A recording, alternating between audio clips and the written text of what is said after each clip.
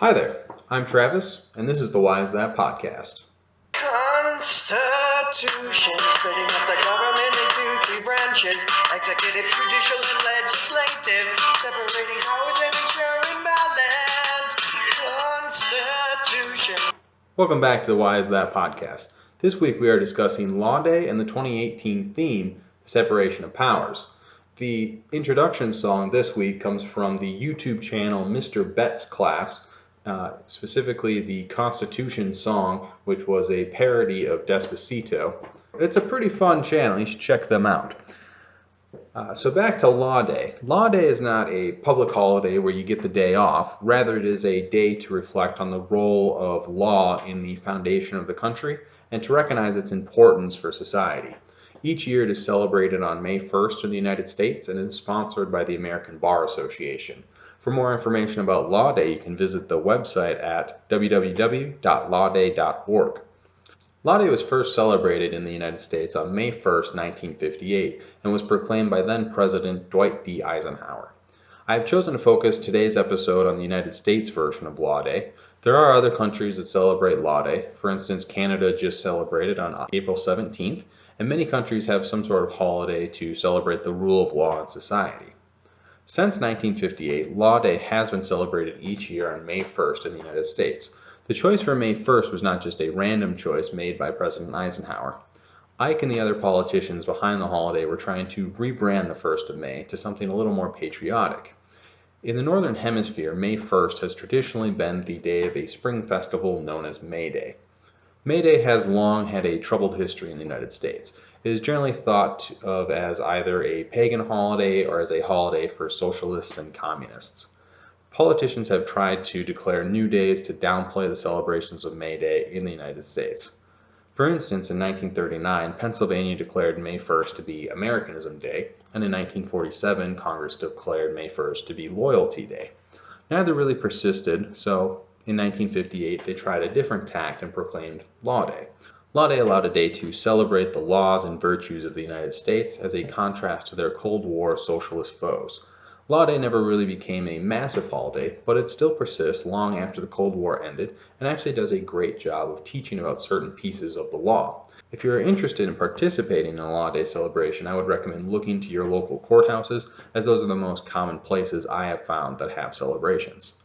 Alright, that is enough about Law Day and May Day for today. If there's enough interest, I will make a separate episode to discuss the fascinating history of May Day. But for now, let's move our attention to our main event, the separation of powers. The separation of powers is a political concept for state organization. It holds that various powers of governance should be separated into distinct and independent branches. The powers and branches are then kept independent from one another. Typically, these governmental powers are the legislative, executive, and judicial powers. In a very brief and oversimplified explanation, the legislative is the power to make laws, the executive is the power to enforce laws, and the judicial power is the power to interpret laws. In the United States, the legislative powers are given to Congress, the executive powers are given to the presidency, and the judicial powers are given to the Supreme Court. So why is it important to keep those powers separate? James Madison, also known as the father of the Constitution and fourth president of the United States, explained that it is because each branch serves as a check on the powers of the others so that no single branch becomes so powerful that they can suppress the populace at large. In the Federalist Number 51, he explained, "Ambition must be made to counteract ambition," meaning that ambition of one branch counteracts the ambition of the other two branches. If you're unfamiliar with what Federalist Number 51 means, it refers to the essay number of the Federalist Papers, which were published by James Madison, John Jay, and Alexander Hamilton anonymously in order to defend the Constitution. In the words of Lin-Manuel Miranda's Hamilton the Musical, the Federalist Papers were a series of essays anonymously published defending the Constitution to the public. Far from no one reading it, the Federalist Papers have become one of our best sources for understanding what the Founding Fathers meant the Constitution to mean. The importance of the separation of powers was stressed in the Federalist Papers, and the plan to separate them was provided in the Constitution. There are some early examples of separations of powers, but by and large, the way that we envision separation of powers today is a little bit more of a modern concept. Many ancient Greek city-states practiced various forms of mixed governments, and the Roman Republic had a number of different political institutions, including the Senate, consuls, assemblies, and tribunes. However, these styles of governments were more shared powers than separate powers, as there was quite a bit of overlap, and the main way to keep the others in check was a veto or to have overwhelming popular support rather than the system separating the powers intentionally. The tradition that James Madison and the other framers of the Constitutions built upon was a very American one and built using Enlightenment era philosophy. Therefore, it is a very American, British, and French version of governance. For now, we will skip past the Magna Carta and those developments, as I believe the best place to begin our story is with a man named John Calvin. John Calvin was a political philosopher and theologian. He is famous as the namesake of the Reformed Christian denomination known as Calvinism. His political thoughts and theories included early forms of the separation of church and state, and an early form of checks and balances in the form of separation of powers. Calvin believed and taught that government should be a combination of democracy and aristocracy. He felt that in order to minimize the misuse of political power, that political institutions should be divided between the aristocracy, lower estates, and magistrates. As the theological ideas of John Calvin and Martin Luther led to a reformation of the church, English Protestants who professed the new denominations and wanted to get away from the Church of England were forced to leave England. Initially, these individuals left to Holland, but while they wanted to be separated from the English church, they did not want to lose their English cultural identity. So the Puritanist Calvinist church leaders came together to establish a new colony in the new world of British America. In 1620, Plymouth Colony was established, and today we call those Puritan settlers the Pilgrims. Being so far away from England and operating with a degree of independence, the Pilgrims were able to operate self-rule and chose to emulate the political ideals of John Calvin.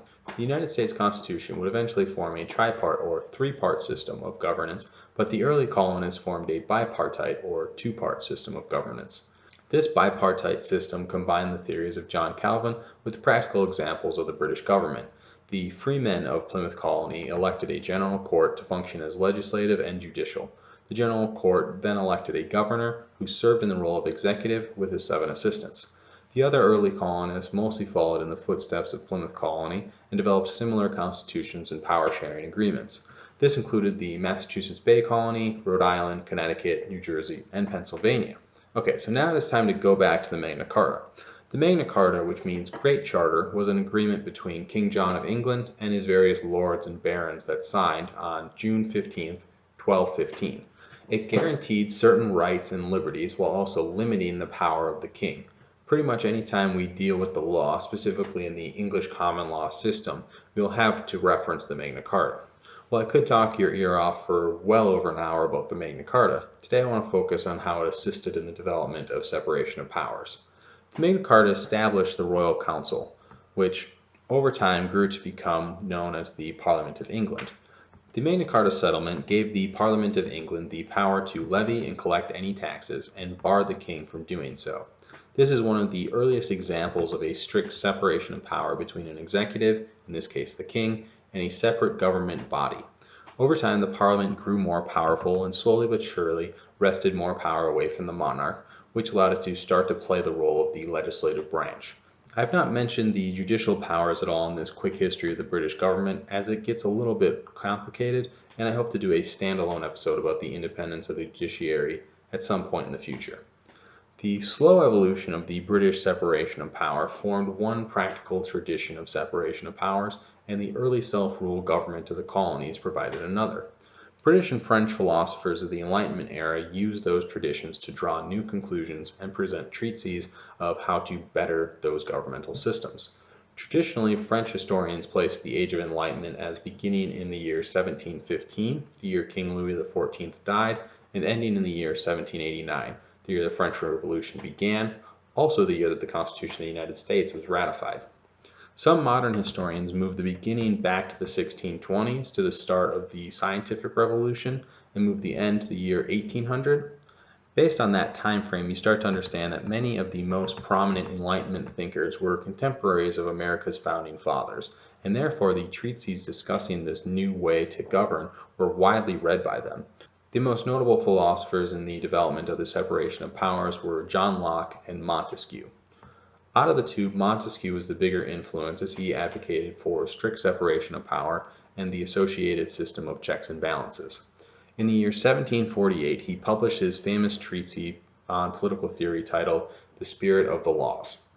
In it, he articulates his theory on the separation of powers in the following way. In every government, there are three sorts of power: the legislative, the executive in respect to things dependent on the law of the nations, and the executive in regard to matters that depend on civil law. By virtue of the first, the prince or magistrate enacts temporary or perpetual laws, and amends or abrogates those that have been already enacted. By the second, he makes peace or war, sends or receives embassies, establishes the public security, and provides against invasions. By the third, he punishes criminals or determines the disputes that arise between individuals. The latter we shall call the judiciary power, and the other simply the executive power of the state.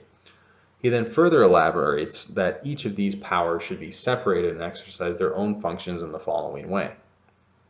When the legislative and executive powers are united in the same person or in the same body of magistrates, there can be no liberty, because apprehensions may arise lest the same monarch or senate should enact tyrannical laws to execute them in a tyrannical manner. Again, there is no liberty if the judiciary power be not separated from the legislative and executive. Were it joined with the legislative, the life and liberty of the subject would be exposed to arbitrary control, for the judge would be then the legislator. Were it joined to the executive power, the judge might behave with violence and oppression. There would be an end of everything were the same man or the same body, whether of the nobles or of the people, to exercise those three powers, that of enacting laws, that of executing the public resolutions, and of trying the causes of individuals. Montesquieu's The Spirit of Laws was wide read and very influential for the founding fathers of the United States, especially James Madison. James Madison was among the first congressmen in the United States, as he was elected to Virginia's 5th District in the inaugural House of Representatives. Along with Thomas Jefferson, he also established the nation's first opposition party in the Democratic Republicans. He was the 5th Secretary of State before becoming the 4th President of the United States, serving from 1809 to 1817. But before all that, he earned himself the nickname Father of the Constitution for his work on the first drafts of the U.S. Constitution and the accompanying Bill of Rights. Madison, like many of the founding fathers, found that the Articles of Confederation, which was the first form of government for the United States, lacked the federal power to allow America to become a great nation. He quickly came to the conclusion that the United States would need to change to a new constitution, or that the nation would devolve into anarchy. So he started reading and writing, conducting an extensive study of other world governments and political philosophies. It was at this time he studied the likes of Montesquieu and John Locke extensively. However, like all Americans who had fought a bloody war of independence, Madison felt a strong distaste for too powerful of an executive. However, he recognized that without an executive, the federal government would be too weak to manage the affairs of state. In May of 1787, delegates from each state, save for Rhode Island, came together at the Constitutional Convention. The convention was initially meant to revise the Articles of Confederation, but when James Madison was given his turn to speak, he presented a radical new plan for an effective government system that would become known as the Virginia Plan. In it, Madison detailed his vision for a form of government with three branches of government: legislative, executive, and judicial, along with inherent checks and balances that would restrict the ability of any of the three branches growing too powerful. He also suggested withholding some powers for the state governors, legislatures, and judges, so that not even the federal government would be able to outgrow the power of the states. While Madison's Virginia plan formed the basis of the U.S. Constitution, and by extension the separation of powers, Madison was the first to demur the moniker of the Father of the Constitution, and instead point out the fact that the Constitution was not the offspring of a single brain, and instead the work of many heads and many hands. The main counterplans were the New Jersey Plan, which advocated for more power for smaller states, the Alexander Hamilton Plan, which was deemed too similar to the British system, and the Pinckney Plan, of which little detail remained, but likely helped the Committee of Detail fully flesh out the final Constitution. While the different pieces of these other plans helped fine-tune Madison's Virginia Plan, the biggest change from them occurred in a compromise between the New Jersey Plan and the Virginia Plan. The compromise, known as the Connecticut Compromise, is the compromise that gave us the legislative branch as we know it today, namely that it is a bicameral legislative in which the lower house, known as the House of Representatives, had its number of representatives determined by the population of the state, and the upper house, known as the Senate, had its number of representatives set at 2 for every state. This compromise is why Minnesota has 8 representatives in the House, the state of New York has 27, Alaska has 1, but all states have 2 senators.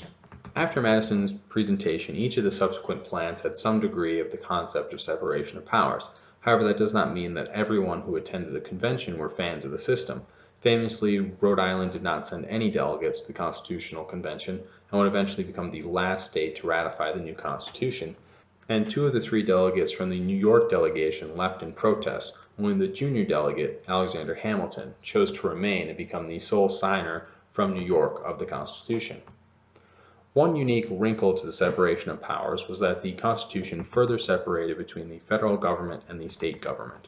The system of separating powers between the state and federal government is called federalism. The system gave the powers to make money, declare war, manage foreign relations, and oversee trade between the states and with other countries to the federal government, while giving the powers to ratify amendments, manage public health and safety, and oversee trade within the state to the states. Together they share the powers of making and enforcing laws, making taxes, and borrowing money. This allows the states to further check and balance the power of the federal government and vice versa. The shared powers sometimes make things complicated. For instance, certain states such as Colorado have made marijuana consumption legal while it remains an illegal substance on the federal level. So yeah, that can get a little complicated. Federalism provides a fun change that is completely separate to the separation of powers that we discussed earlier, but I had to at least mention it. In the end, the U.S. Constitution successfully created a new form of government for the United States with a much stronger federal government. This government has grown over the years. The United States has grown into the superpower we know it today. In practice, the system of separation of powers and checks and balances has worked as predicted. The president has led the executive branch to levels of power that the likes of George Washington and Thomas Jefferson would never have dreamed of, and yet the ambitions of the various presidents has been somewhat kept in check by a Congress who still want to be considered as the true body of the American people. The Supreme Court hasn't really had any naked power grabs like the other 2 branches, but the steady hand of the court has kept either of the other branches from destroying the Constitution and trampling on the people's rights. And actually, we should talk about that last piece, the idea that the judicial branch can review laws and actions made by the other 2 branches in order to determine whether or not those laws and actions are constitutional. This power of judicial review was not explicitly given in the Constitution. Instead, it arose from one of the Supreme Court's early decisions and has been one of the Supreme Court's major responsibilities ever since. Judicial review was officially established in the landmark case Marbury v. Madison and was decided on February 24, 1803. In the decision, the Supreme Court gave the following holding. Section 13 of the Judiciary Act of 1789 is unconstitutional to the extent it purports to enlarge the original jurisdiction of the Supreme Court beyond that permitted by the Constitution. Congress cannot pass laws that are contrary to the Constitution, and it is the role of the judicial system to interpret what the Constitution permits. After the Marbury v. Madison ruling, the judicial branch's main ability to check the powers of the other 2 branches was the power to strike down unconstitutional laws and actions. Imagine how much different the United States would be today if the Supreme Court had not found that public school segregation based on race was unconstitutional, or that criminal defendants had the right to an attorney even if they cannot afford one, or that prisoners must be advised of their rights in the form of the Miranda warning. All of these cases were forms of the Supreme Court exercising its powers to check the powers of the other branches to protect citizens' constitutional rights. So that covers a basic history of the separation of powers. The U.S. Constitution practices a trias politica, or 3-way doctrine, for the separation of power, and within its 7 articles and 27 amendments outline the exact powers and form. Article 1 articulates the legislative branch, Article 2 articulates the executive branch, and Article 3 articulates the judicial branch. I hope that gives you a decent understanding of the complex system. If you have further questions or if you found anything presented in today's episode unclear, please let me know by emailing me at whyisthatpod@gmail.com, by tweeting me at whyisthatpod, by making a Facebook post in the group, or by visiting the show's website at whyisthatpodcast.blogspot.com. If you are interested in learning more about the early political systems of the United States, I would suggest the podcast Early and Often. I really enjoy it anyways. Today's sources include lawday.org, history.com, Encyclopedia Britannica, The Incomplete, True, Authentic, and Wonderful History of May Day by Peter Linebaugh, the Internet Encyclopedia of Philosophy, and the Yale Avalon Project, which hosted a digital version of several primary sources used. That does it for episode 5 of the Why Is That podcast. I hope that you enjoyed the episode. If you did, I have 2 calls of action for you. 1, rate the show, and 2, subscribe. You may do those 2 things using your preferred method. The show is currently available on Acast, Apple Podcasts, Stitcher, Google Play, Podcast Addict, newly added to iHeartRadio, and many others. If you are interested in watching the video, you may subscribe on YouTube or join the Facebook group. Okay, that does it for me. Thank you for listening to the Why Is That podcast. Cheers.